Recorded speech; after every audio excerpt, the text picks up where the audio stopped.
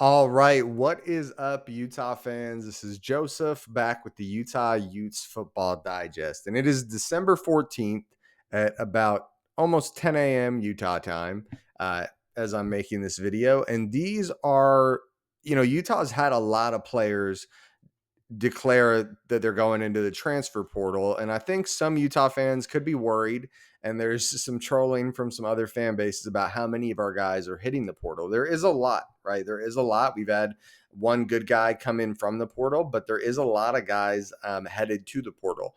And what I want to do today is look at the guys that are heading to the portal and break them down one by one. I think if anyone's credible to do this, I am. I make recruiting videos for basically every one of these guys, and then I follow their careers and I know what they've done so far, what impact they've had, and and what it means for Utah to lose these guys. What was their impact right now? What was their immediate potential, or what was their possible potential? So I think it'll ease your mind a little. I think there's a lot less impact from a lot of these transfers than some people are making it out to be.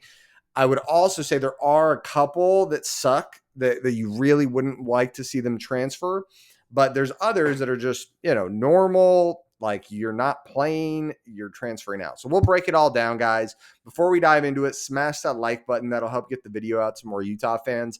Also, comment down below, what do you guys think of the current transfer roster of the guys transferring out? Do you think anyone that I'm sad is transferring out, I'm overblowing it and it's not a big deal? Or do you think there's anyone that I'm not worried that they're transferring out, that I should be a little more worried, a little more concerned? I want to know your thoughts. Also, the show is brought to you by the 1012 Network. 1012 Network brought to you by Charlie Hustle. That's the sponsor. Really great stuff, guys. CharlieHustle.com, vintage made fresh, vintage style clothes, great quality, great stuff. Definitely check out their website. Seriously, guys, really good stuff. And use 101215 at checkout for 15% off any non-sale items. Great. Seriously, great clothing. And again, Charlie Hustle. Send me some hoodies. I'll rock them in the winter. Send me a sweater, something, or another shirt. Come on, dude. Because I rock it. I rock it out here in Virginia. Anyways, subscribe to the channel. Let's go ahead and dive in and take a look at the transfer portal. Okay, guys. So here is the full list of players that have declared they are transferring out of Utah. It is a big list, and definitely some good and some bad here. And that's why I wanted to make a video about this, because even just as of December 14th, it is quite a list here. Let me make sure I have this muted. Sometimes I go back in. Yeah. All right. We're muted. Okay. So Jack Bowmeister is the guy we'll start with. So Jack Bowmeister, a punter, came over to Utah this I believe this is his second year with Utah. Don't quote me on that, but I'm pretty sure. Yeah, sad to see him go, right? Sad to see him go. He had some great moments at Utah, but I'd also say a punter is one of those ones that's pretty easily replaceable. And if Texas wants him, obviously he's good, but Texas has the money to throw around to get a punter, and I'm guessing that's why he's going there, is they offered him something. So, sucks to see him go, but not a big impact. Could have a small impact on the special teams, but overall shouldn't be a big concern. We should be able to get another solid punter pretty quickly. Okay, Zani Owipi. Not much to say here, guys. No impact for Utah. Has played no snaps for Utah. Wasn't a guy really on my radar. No offense to him. I just, not a guy that I'm concerned about leaving. This, my guess, is more of a Utah telling him, he's going to go. And so he's transferring out. I wouldn't be surprised if he winds up at a worse program than Utah. That's probably what's going to happen. Okay, next guy, Samodi Peppa. This one surprised me. Okay.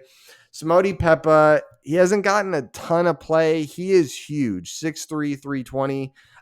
Had some issues with his size, staying on the field for lots of reps. At least I'm guessing it was due to his size. It's hard to be in great shape when you're that size. But don't get me wrong, he is one I'm sad to see leave. He was very talented and flashed really big at times. Sad to see the guy go. My guess with this one is that he wants to get paid like a good defensive lineman, and Utah said, hey, you are good, we'll pay you this much, but we're not going to pay you like you're one of the better D linemen in college football. And I think that's where the disconnect happened. He probably felt the water a little and felt like someone would pay him a little more. I'm sure he's getting some decent offers. He's a good player. So is what it is there. Then Devin Dampier, obviously he transferred in. I'm not going to talk too much about the guys that transferred in, but I do have a video I made about Devin Dampier, breaking him down in a ton of detail. So feel free to go check that out. Next up, CJ Jacobson. So kind of bittersweet here where no, he has made basically no impact so far in the program, but I did have high hopes for this kid. It was pretty exciting when we got him out of high school. Not local, but Idaho is, borderline Utah. It's right up the street. So sad to see him go. And I did have high hopes for this kid. But again, a guy that no immediate impact from CJ Jacobson leaving, but you would have liked to keep him to hope that he would develop. Cameron Calhoun. So I'm going to touch on this for a second. I do feel like this is worth spending a little bit of time on. Cameron Calhoun said he was going to, so they don't say they're going to stay, but they post a post that says like, a Utah man am I, right? And basically it's quote unquote, I'm staying. It's like their way of saying I'm going to stay. I'm not leaving. And Cameron Calhoun did that. And then he decided to leave afterwards. A lot of Utah fans have been weird about this, guys. It's like when a girl breaks up with you, don't be that weird guy that's chasing her down and continuing to pursue her when she's done with you. That's not what you want to do. Same with Cameron Calhoun. Do not be that, like, Utah fans are kind of weird about this one. I'm not like, so if you guys fall in this bucket, like, let the kid do what he's going to do. Supposedly, like, this is the rumor. He recommitted to Utah and they agreed on everything. And then he found out that some teams were going to offer him twice as much money as Utah was currently offering him. And so he decided to go into the transfer portal. Come on, guys. I mean, twice as much money. And maybe he searches. And I think from the rumors I'm hearing is it might not be going as well as he thought it would in the transfer portal. And there's a chance he could come back to Utah. So stop being weird, whether you're begging him to stay or you're telling him to go F himself because he's exploring the portal. Guys, don't be weird. Let the guy test the portal. If he decides Utah's a good fit, he'll come back. Now I'm going to touch on who he is and what he means to the team. Now, there's a reason he's graded as a 4-star transfer. So Cameron Calhoun had a very good year. It was he's playing currently like a good to very good player. And he's very young too. I believe that was his freshman year last year. So he's heading into his sophomore year now. And really good stuff by Cameron Calhoun. Like I said, good to very good. Like if we're playing NCAA, the video game, he's like an 85, right? He's solid, good starting corner, if not, depending how early you are in your rebuild in college football, 25. It's like, he's a very good player for your team. So that's how I look at him. He's trending to be an elite corner. Is he an elite corner yet? No. Is he looking like he will be? Yes. So that's how I'd put it with him. And there's a reason teams are willing to double our offer, guys. We're not talking about offering 30% more, which would probably get him to jump either way. But teams are offering him way more. So you got to imagine there's some teams that view him very highly, and I'm not surprised. He's very talented. So sad to see him go. Hope he stays. But please, if you're one of those Utah fans begging this guy to stay or telling him to screw himself because he wants to leave, chill out, dude. That is weird. Ko Akana, he is looking like he's committing to BYU. That's where all the signs are pointing. I'll just kind of touch on this. Not hurting us if he leaves, not hurting us if he stays. He looked solid coming out of high school, but has not shown much on the field. I don't think he's really played much snaps at all. Wish him nothing but the best, but I'm not distraught or anything that he's leaving. Best of luck to the kid. I don't think this impacts us that much. Would I have liked to see him develop? Yes, but it's not happening. I mean, at least it's not trending that way for Utah. So if BYU really wants him and thinks he could be one of their guys, then good for them. So see how that goes. Carson Ryan, this one sucks. So Carson Ryan is a tight end. I had a very, very high hopes for him. He for me, he felt like an under the radar kind of guy for Utah when we picked him up. Not under the radar, but kind of like you knew his ceiling was a lot higher than what he had shown so far. That's how I'd describe Carson Ryan. But that's not what happened last year. He did flash again. The offense, especially passing the ball, was so bad that I don't think he got a real shot. But he did flash at times, and I did like what I saw. I wish he'd be staying, but I'm not. I don't think it's a huge deal that he's gone. I mean, it does suck. You'd like him to be here, and I do think he's got the potential to be a 500 plus receiving yard tight end. This one does hurt, but again, he still never carved out a consistent starting role last year as one of the premier tight ends on the team, and so is what it, especially with we did re-sign Landon King and we didn't re-sign Carson Ryan, so maybe that tells you something. So okay, next, CJ Blocker. So this is an interesting one. So CJ Blocker, I'm going to try to remember what I did a breakdown of him out of high school, and I was excited, but also this is how I describe him. They call him the cheetah coming out of high school because he's blazing speed, very athletic, but it hadn't quite clicked yet, right? It hadn't, like, it felt like there was some tools he needed to develop. And that's why I think you see that he's a 4-star out of high school, 3-star transfer, because it hasn't, at Utah, it never really clicked, and he's not where you'd want him to be if you were the program that's willing to offer him a lot of money. I don't think he's going to get I think he might get some offers from good, like decent to good schools, but I don't think anyone's going to throw him a bag or anything like that. He has not really carved out any role, and it feels like every corner that transferred in was jumping him in the depth chart. So I'm not blaming him for transferring. I'm just saying I don't think it affects Utah a ton. So sad to see him go, though. I had high hopes, but, is what it is.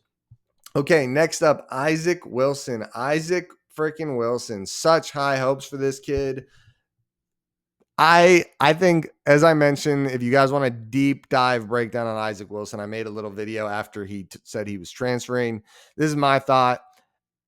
There's just as good of a chance that we told Isaac Wilson to transfer as he told us he wanted to transfer. It did not work out last season. It was nightmarish, like just clearly thrown to the wolves way too early.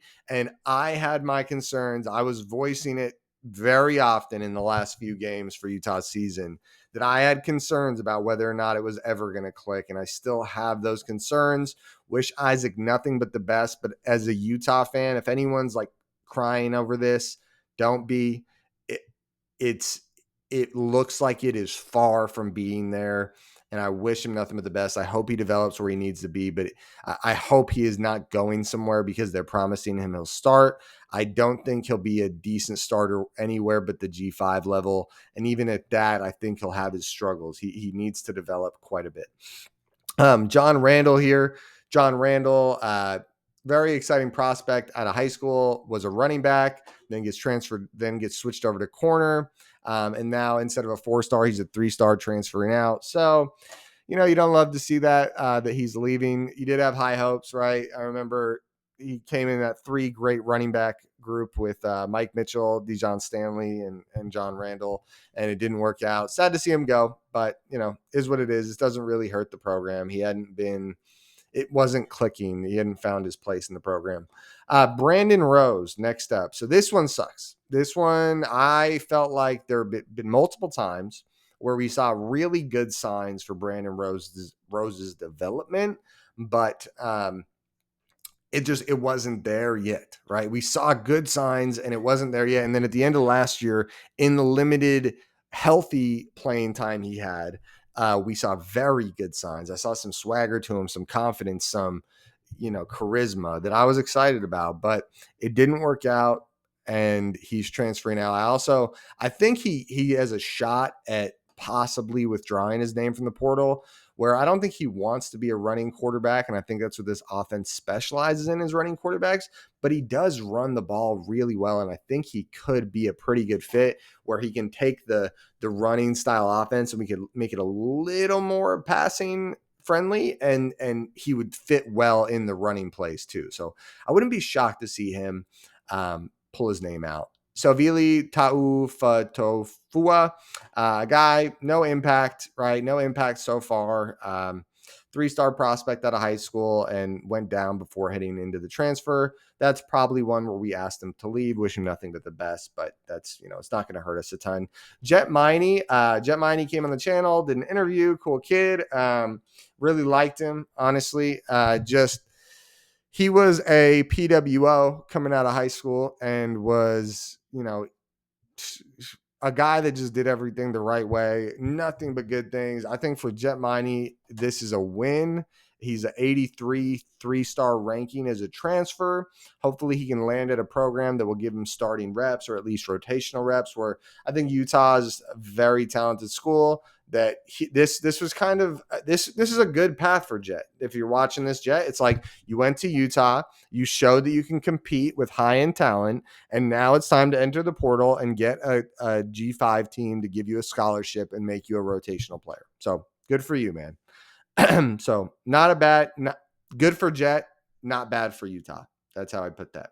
Take what you will. Dijon Duty Stanley, blazing fast speed, one of the fastest players in all of EA Sports College Football 25. Had a wild start to the season with those wheel routes from Cam Rising where he was just 130 yards or something like that. But then some some drops, multiple drops wide open when we needed plays.